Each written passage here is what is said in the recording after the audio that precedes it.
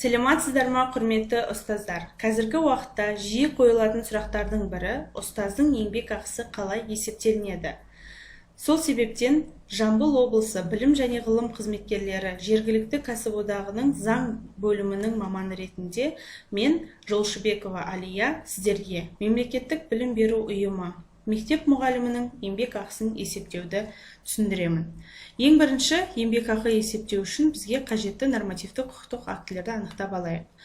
Ол яғни еңбек кодексі, үкіметтің 2015 жылғы 31 желтоқсандағы 1193 қаулысы, білім және ғылым министрлігінің 2016 жылғы 29 қаңтардағы нөмірі 123 бұйрығы, аталған министрліктің 2010 жылғы 14 маусымдағы нөмір 302 бұйрығы, аталған министрліктің 2020 жылғы 11 мамырдағы 191 бұйрығы.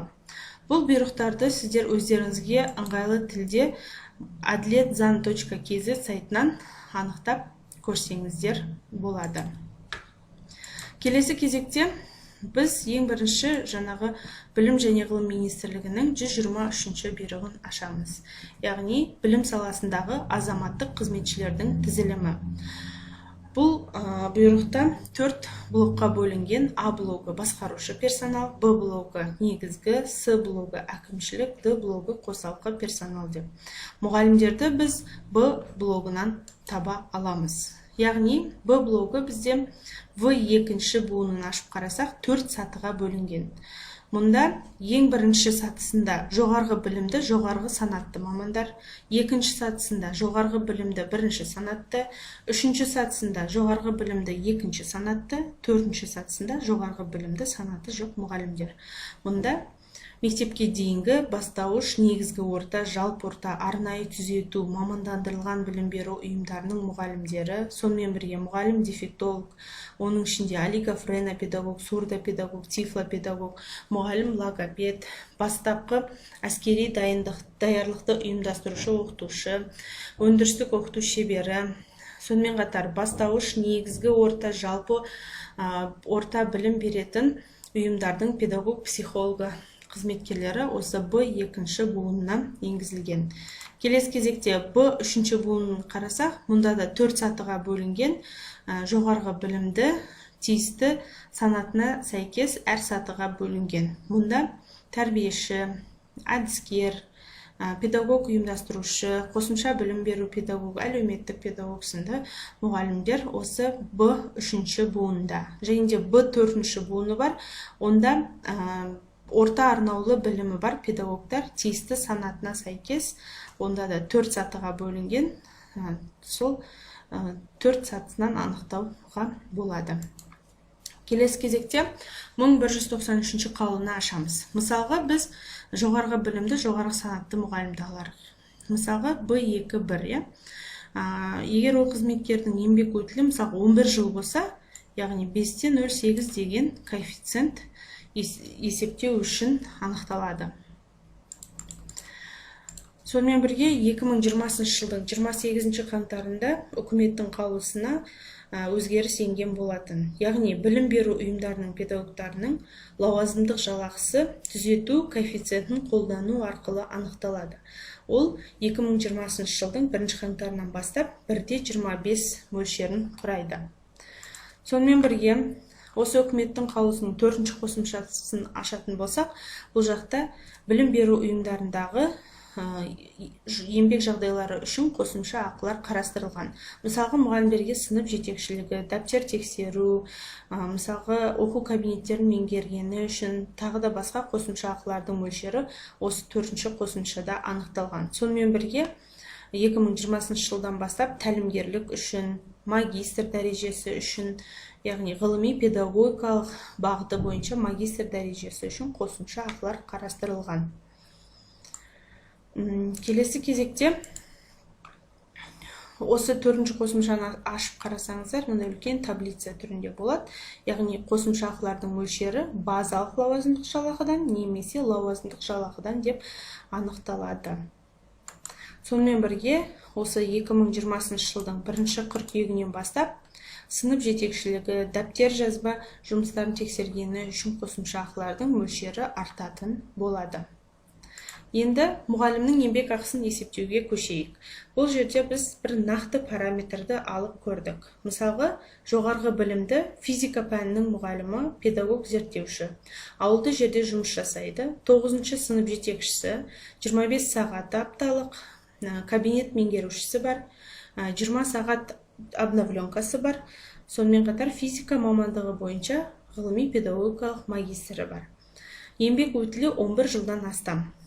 Яғни біз бағана 123-ші бұйрыққа сәйкес қай функционалдық блокқа енгізілгенін анықтаймыз. B2-1 апталық жүктемесі жаңа айтып кеттік, 25 сағат, оның ішінде 20 сағат жаңартылған білім беру. Еңбек ақы есептеу коэффициенті бұл маманның 5-те 100-ден 8. Ал енді есептеуге көшейік.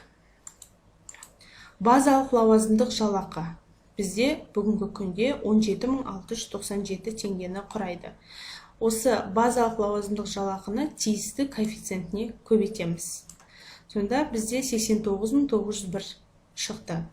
Бұны 2020 жылдың 1 қаңтарынан бастап қосылатын түзету коэффициентіне көбейтеміз.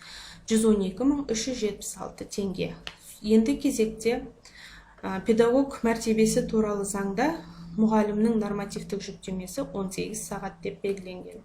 Яғни нормативтік жүктемеге бөліп, бұл қызметтердің егер 25 сағатпен жұмыс істесе, нақты жүктемесіне көбейтеміз. Сонда 156.078 теңге шықты. Келесі кезекте ауылды жерде жұмысы үшін көбейтуді есептейміз. 25%. Ол 39.020 теңгені құрады. Яғни ауылды жерде жұмыс жасайтын осы нақты 25 сағаты бар осы маманның лауазымдық жалақысы 195.098 теңгені құрап отыр.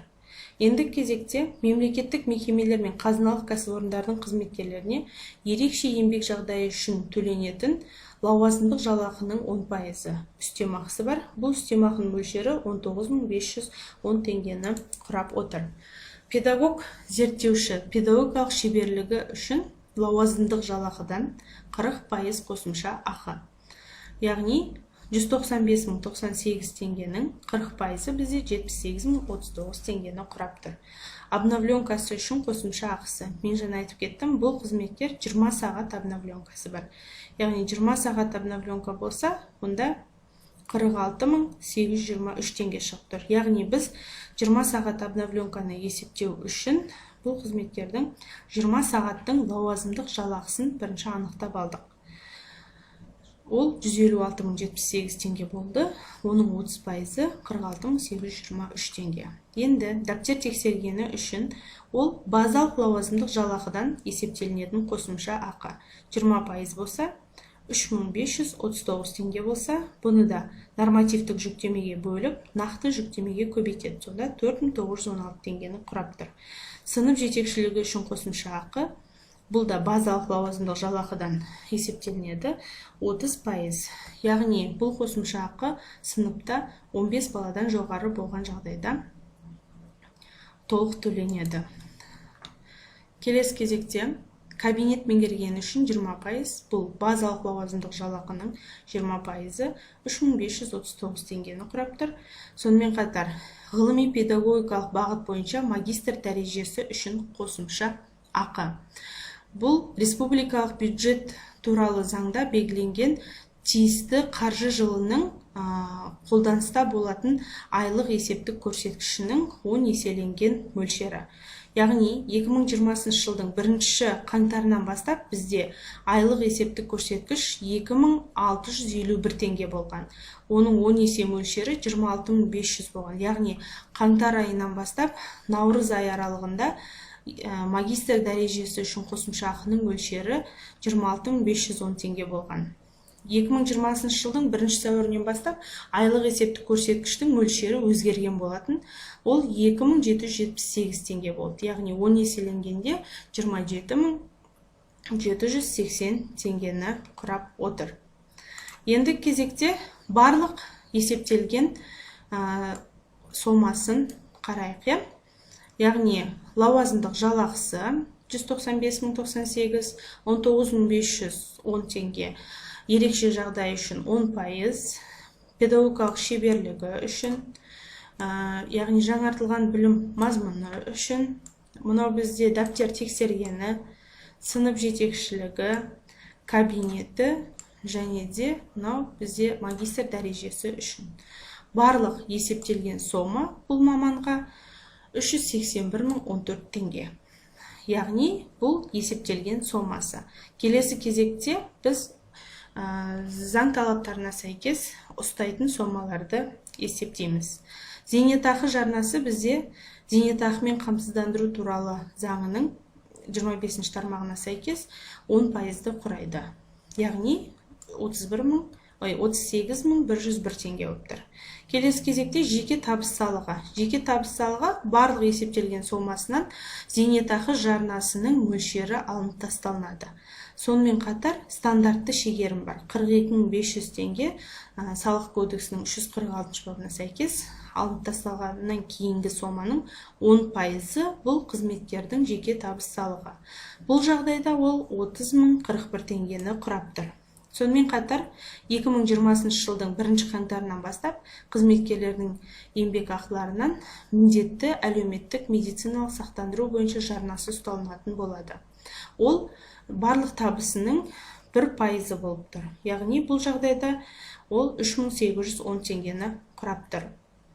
Сонымен бірге, егер кәсіподақ мүшесі болған жағдайда, бұл 1% кәсіподақ жарнасын төлейді, ол да яғни 3810 теңгені құрап тұр. Барлық ұсталатын сомаларды қосқан кезде 75.762 теңгені құрайды.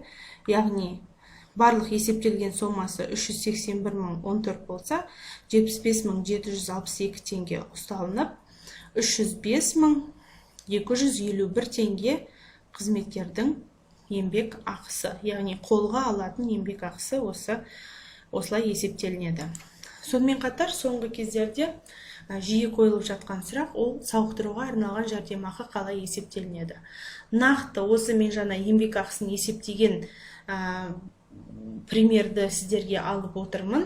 Яғни бұл жерде базалық лауазымдық жалақысын тиісті коэффициентіне көбейттік. Сонымен қатар қаңтардан қосылған түзету коэффициентіне қостық. Бұл қызметкер 25 сағатпен жұмыс істегендіктен нормативтік жүктемесін, яғни біз нақты жүктемесіне көбейттік. Сонда 156.078 теңге, ауылдық жерде көбейтуін қосып, лауазымдық жалақысы 195.098 теңгені құрады. Яғни сауықтыруға арналған жәрдемақысының мөлшері 195.098 теңгені құрап отыр. Бұл сауықтыруға арналған жәрдемақыдан ешқандай ұстайтын сомалар ұсталмайды. Сондықтан сауықтыруға арналған жәрдемақыны есептеу тәртібі осылай. Назарларыңызға рахмет. Біздің профсоюз Жамбыл Фейсбуктағы және де Инстаграмдағы парақшаларымызға жазылуды ұмытпаңыздар. Келесі кезекте сіздерге жақын арада жыл сайынғы ақылы еңбек демалысының ақысын есептеуді көрсететін боламын. Жақсы, сау болыңыздар.